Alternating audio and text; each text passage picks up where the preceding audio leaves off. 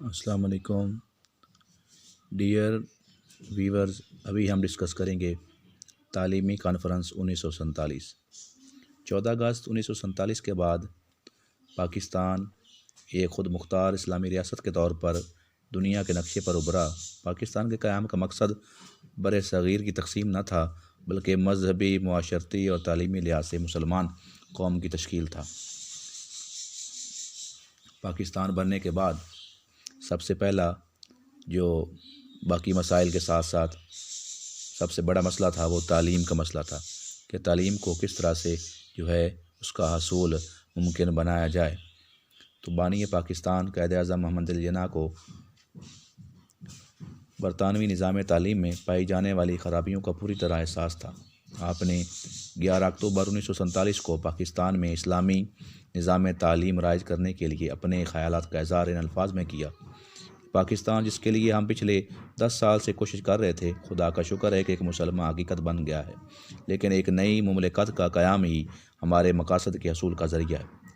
خیال تھا کہ ہم ایک ایسی مملکت کے مالک ہوں جہاں ہم اپنی روایات اور تمدن کے مطابق ترقی کر سکیں، اور جہاں اسلام کے عدل و مساوات کے اصولوں کو آزادی سے برسر عمل آنے کا موقع حاصل ہو۔ پاکستان ایک نظریاتی مملکت ہے، اس کا تقاضا ہے کہ اس کا نظام تعلیم بھی اس عقیدے کے پیش نظر استوار کیا جائے۔ چنانچہ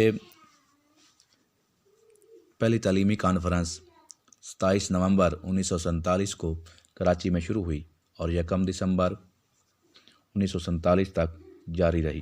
اس کانفرنس کے انعقاد میں قائد اعظم نے ذاتی طور پر دلچسپی لی، لیکن بعض ناگزیر وجوہات کی بنا پر خود شرکت نہ کر سکے۔ البتہ ان کا پیغام افتتاحی اجلاس میں پڑھ کر سنایا گیا، جس کے اہم نکات درج ذیل ہیں۔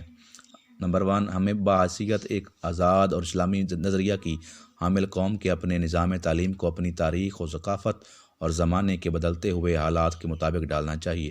نمبر 2، دنیا میں وقوع پذیر ہونے والی تعلیمی ترقیوں پر نظر رکھنا چاہیے۔ نمبر 3، تعلیم صرف کتابی اور نظری علوم کے حصول کا نام نہیں، بلکہ عملی، سائنسی و فنی علوم پر توجہ دینی چاہیے۔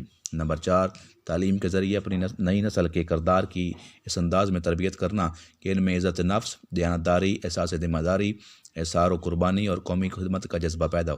نمبر 5، تعلیم کے ذریعے زندگی کے تمام شعبوں میں ماہرین اور تربیت یافتہ افراد کو آگے لانا تاکہ پاکستان ترقی کر سکے۔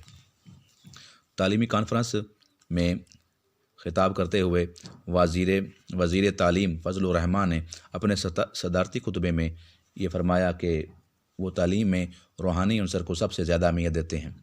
اگر اس عنصر کو نظر انداز کر دیا جائے تو اس کے خطرناک اور تباہ کن نتائج ہوں گے۔ اس کے علاوہ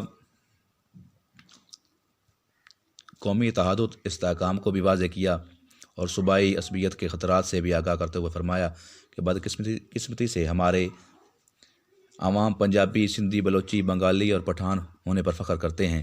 یہ بات ہمارے لیے افسوسناک ہے کہ ہم تعلیم کے ذریعے اس تعصب کو ختم کرنے میں ناکام رہے ہیں۔ یہ تعصبات پاکستان کے لیے تباہ کن ثابت ہو سکتے ہیں۔ ہمیں صرف پاکستانی ہونے پر فخر ہونا چاہیے اور قومی اتحاد کے سلسلے میں ہماری وفاداری ناقابل تقسیم ہو۔ مزید اس کانفرنس کے اندر تعلیمی کمیٹیوں کا قیام بھی عمل میں آیا۔ 10 ذیلی کمیٹیاں بنائی گئیں۔ وزیر تعلیم کی تقریر کے بعد کانفرنس کے شرکاء کو 10 سب کمیٹیوں میں تقسیم کیا گیا۔ ان کمیٹیوں کے ذمہ تعلیم کے مختلف شعبوں کی ترقی کا جائزہ لینا اور بہتری کے لیے سفارشات پیش کرنا تھا۔ ان کمیٹیوں کی رپورٹوں کی بنیاد پر سفارشات مرتب کی گئیں۔ نظریہ پاکستان کا تحفظ۔ قومی نظریہ قومی نظام تعلیم کی احساس ہوتا ہے۔ چونکہ پاکستان کے قیام کی بنیاد اسلام اور 2 قومی نظریہ پر تھی، اس لیے سفارش کی گئی کہ نظریہ پاکستان تعلیم کی بنیاد ہو۔ نمبر 2، لازمی تعلیم۔ اس کانفرنس نے ملک میں ہمہ گیر لازمی تعلیم اور مفت تعلیم کا انتظام کرنے کی سفارش کی اور کہا کہ ملک میں ناخواندگی، پسماندگی اور جہالت کے خاتمے کے لیے ہمیں ہمہ گیر لازمی اور مفت ابتدائی تعلیم کا بندوبست کرنا ہے۔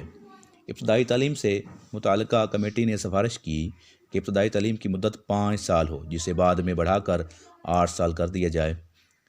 ابتدائی تعلیم کے اداروں کے ساتھ اساتذہ کے لیے مختصر مدت کے تربیتی کورسز کا اجرا بھی کیا جائے۔ نیکسٹ، تعلیم بالغاں۔ پاکستان میں آبادی کا ایک بہت بڑا حصہ ایسے افراد پر مشتمل ہے جو لکھنا پڑھنا نہیں جانتے۔ ایسے ناخواندہ افراد ملک کی مجموعی ترقی میں بہت بڑی رکاوٹ ہے۔ ملک سے مکمل طور پر جہالت اور ناخواندگی کا خاتمہ کرنے کے لیے تعلیم بالغاں کے لیے مختلف پروگرام شروع کرنے کی کوشش کی گئی۔ شہریت کی تربیت بھی۔ پاکستان میں ایک جمہوری ملک ہے۔ پاکستان چونکہ ایک جمہوری ملک ہے، حقوق و فرائض سے آگاہی جمہوریت کی بنیاد ہے۔ تعلیمی کانفرنس میں سفارش کی گئی کہ بچوں میں نظم و ضبط، دیانتداری، حب الوطنی، احساس ذمہ داری اور معاشرتی خدمت کا جذبہ پیدا کرنے کے لیے انہیں شہریت کی تعلیم دی جائے۔ اس کے بعد ذریعہ تعلیم۔ پہلی تعلیمی کانفرنس میں سفارش کی گئی کہ صوبوں میں پرائمری سطح تک ذریعہ تعلیم صوبائی زبانیں ہو سکتی ہیں، لیکن پورے ملک میں اردو کو قومی زبان کی حیثیت سے لازمی مضمون کے طور پر پڑھایا جائے۔ مڈل اور ہائی سطح میں اردو ذریعہ تعلیم ہو۔ اعلیٰ تعلیم میں انگریزی کو ناگزیر برائی کے طور پر کچھ عرصہ جاری رکھنے کی سفارش کی گئی۔ انگریزی کا مقام۔ کانفرنس نے ایک اہم سفارش یہ کی کہ انگریزی کو رفتہ رفتہ بطور ذریعہ تعلیم ختم کر دیا جائے اور اعلیٰ تعلیم کو بھی قومی زبان میں فراہم کیا جائے۔ تعلیم نسواں۔ تعلیم نسواں میں پاکستان میں خواتین کی شرح خواندگی مردوں سے بہت کم تھی۔ دیہات میں خواتین کی تعلیم نہ ہونے کے برابر تھی۔ کانفرنس میں تعلیم نسواں کو خاص اہمیت دی گئی اور اس مسئلہ کے لیے حل کے لیے ایک کمیٹی تشکیل دی گئی۔ سائنسی اور فنی تعلیم۔ 1947 کی تعلیمی کانفرنس میں سائنسی اور فنی تعلیم پر خصوصی توجہ کی سفارش کی گئی اور یہ طے کیا پایا کہ ایک سائنٹیفک انڈسٹریل ریسرچ کونسل کا قیام عمل میں لایا جائے تاکہ وہ ملک میں سائنسی اور فنی تعلیم کے مقاصد طے کرے اور بہتری کے لیے سفارشات پیش کرے۔ نیکسٹ، اساتذہ کی تربیت۔ تعلیمی کانفرنس میں تربیت اساتذہ کے سلسلے میں سفارش کی گئی کہ ابتدائی تعلیم کے لیے جتنے اساتذہ کی ضرورت ہے اس کا اندازہ لگایا جائے اور ان کی تربیت کا بندوبست کیا جائے۔ نیز پاکستانی اکیڈمی کے نام سے تربیت اساتذہ کے لیے ایک قومی ادارے کا قیام عمل میں لایا جائے۔ یاد رکھیے کہ پاکستان اکیڈمی کے نام سے تربیت گاہ جو بنانے کا پروگرام بنایا گیا۔ 1947 کی تعلیمی کانفرنس میں ایک مکمل تعلیمی پالیسی موجود تھی، لیکن آئندہ کے لیے یہ طے ہو گیا کہ ملکی نظام تعلیم کی بنیاد اسلامی نظریہ حیات پر رکھی جا سکتی ہے، لیکن یہ تعلیمی پالیسی مکمل حد تک اس کو تصور نہ کیا جا سکا، اگرچہ ابتدا میں یہ ایک مکمل شکل اختیار کر گئی تھی، لیکن کچھ ناگزیر معاملات کے تحت اس کو وہ مقام حاصل نہ ہوا، جس کی سب سے بڑی وجہ معاشی بحران تھا۔ مالی طور پر ملک کا اس کے حالات اس طرح سے نہ تھے کہ جس کے تحت اس میں کامیابی حاصل کی جا سکے۔ تعلیمی کانفرنس کی سفارشات پر عمل درآمد کے لیے 1951 میں 6 سالہ منصوبہ بنایا گیا۔ نئے تعلیمی ادارے کھولنے اور تعلیمی ترقی کے لیے نئے پروگراموں کے لیے تعلیمی اخراجات کا جو اندازہ لگایا گیا، ملکی وسائل ان اخراجات کے متحمل نہیں تھے، اس لیے اس منصوبہ پر مکمل طور پر عمل درآمد نہ ہو سکا۔ تو یہ تھی 1947 کی تعلیمی پالیسی۔ نیکسٹ ویڈیو تک اجازت دیجیے۔ اگلا ہمارا لیکچر ہوگا قومی تعلیمی کمیشن 1959۔ اللہ حافظ، اپنا خوب خیال رکھیے۔